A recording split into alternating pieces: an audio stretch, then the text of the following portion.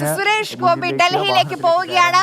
തിരുവനന്തപുരത്ത് നിന്ന് ഡൽഹിയിലേക്ക് പുറപ്പെടുകയാണ്. ആ ദൃശ്യങ്ങൾ ഭാര്യ രാധികയും ഒപ്പമുണ്ട്. സുരേഷ് ഗോപി 12:30 വിമാനത്തിൽ തിരുവനന്തപുരത്ത് നിന്ന് കേരളത്തിൽ നിന്ന് ഡൽഹിയിലേക്ക് യാത്ര തിരിക്കുകയാണ്. ആദ്യമായി കേരളത്തിൽ BJP അക്കൗണ്ട് തുറന്നു.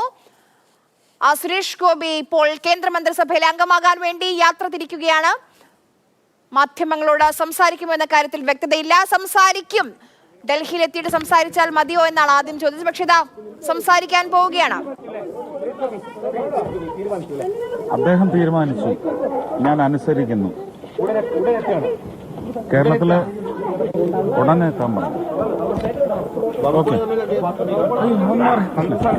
എനിക്ക് ഒന്നുമേ അറിയത്തില്ല. അതിപ്പോ ഞാൻ MP ആയിരുന്നാലും അങ്ങനെ തന്നെയാണെന്ന് പറഞ്ഞു. കേരളത്തിനും തമിഴ്നാടിനും വേണ്ടി വർത്തിക്കുന്ന MP ആയിരിക്കും.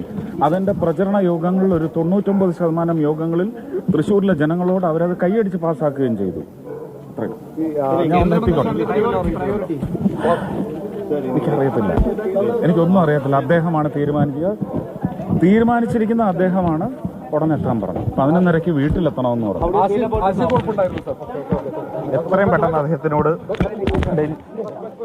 സുരേഷ് ഗോപി തിരുവനന്തപുരത്ത് നിന്ന് ഡൽഹിയിലേക്ക് പുറപ്പെടുകയാണ്. 12:30 ഫ്ലൈറ്റിൽ പോകും. 11:00 എത്താൻ പറഞ്ഞു. അതായത് 11:30 ചായ സൽക്കാരത്തിന് ക്ഷണമുണ്ടായിരുന്നു, പക്ഷേ പുറപ്പെടാൻ വൈകി. എന്തായാലും അദ്ദേഹം തീരുമാനിച്ചു, നരേന്ദ്രമോദി തീരുമാനിച്ചു, ഞാൻ അനുസരിക്കുന്നു. ഇതാണ് സുരേഷ് ഗോപിയുടെ ആദ്യത്തെ പ്രതികരണം. വകുപ്പുകൾ സംബന്ധിച്ചോ കേന്ദ്രമന്ത്രിസ്ഥാനം സംബന്ധിച്ച് ചോദിച്ചപ്പോൾ അതൊന്നും എനിക്കറിയില്ല, എല്ലാം അദ്ദേഹം തീരുമാനിക്കുന്നത് പോലെ, എല്ലാം നരേന്ദ്രമോദി തീരുമാനിക്കുന്നത് പോലെ. എന്തായാലും കുടുംബസമേതം സുരേഷ് ഗോപി ഡൽഹിയിലേക്ക് പോവുകയാണ്.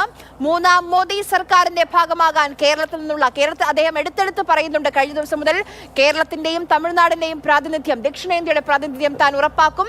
അങ്ങനെ സുരേഷ് ഗോപി ഡൽഹിയിലേക്ക് പോവുകയാണ്.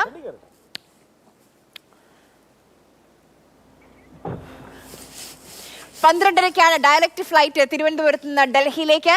അതിൽ സുരേഷ് ഗോപി ഡൽഹിയിലേക്ക് എത്തും.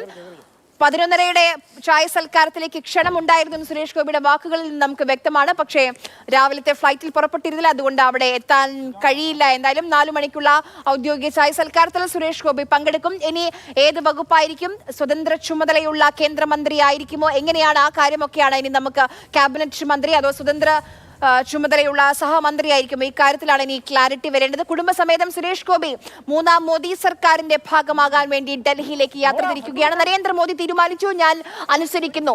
ഇത് മാത്രമാണ് സുരേഷ് ഗോപിയുടെ പ്രതികരണം.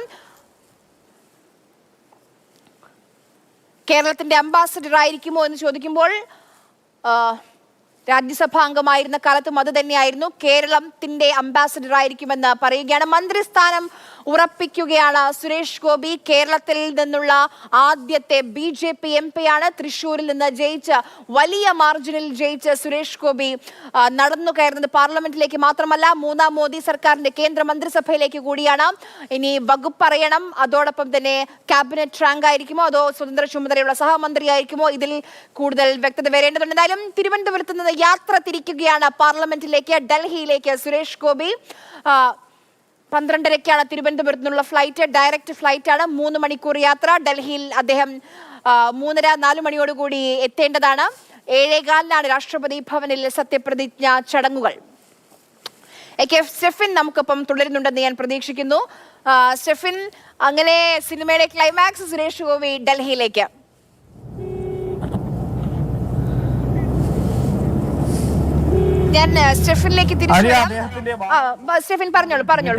പോലീസ് അകമ്പടിയോടുകൂടി അദ്ദേഹത്തിന്റെ വാഹനം പറഞ്ഞോളൂ.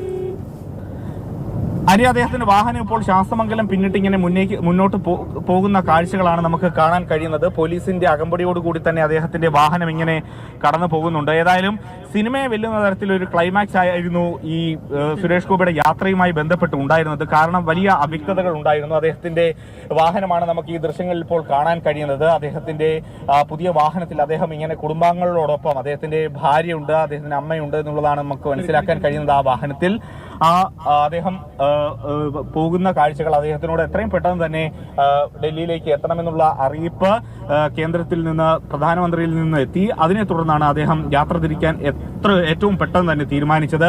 ഈ വീട്ടിന് മുൻപിൽ നിൽക്കുമ്പോഴും ഒരു വലിയ അവ്യക്തതകൾ ഉണ്ടായിരുന്നു. അദ്ദേഹം പോകുമോ ഇല്ലയോ എന്നൊക്കെയുള്ള കാര്യത്തിൽ ഒരു അവ്യക്തത ഉണ്ടായിരുന്നു. അതിനെല്ലാം തന്നെ ഒരു പരിസമാപ്തിയായിട്ടുണ്ട്. അദ്ദേഹം ഡൽഹിയിലേക്കുള്ള യാത്രയിലാണ് ഉള്ളത്. ഇപ്പോൾ ഏതായാലും വെള്ളയമ്പലം ഒക്കെ ശരി, നമുക്ക് കാണാം. സുരേഷ് ഗോപി ഡൽഹിയിലേക്ക് യാത്ര തിരിക്കുകയാണ്.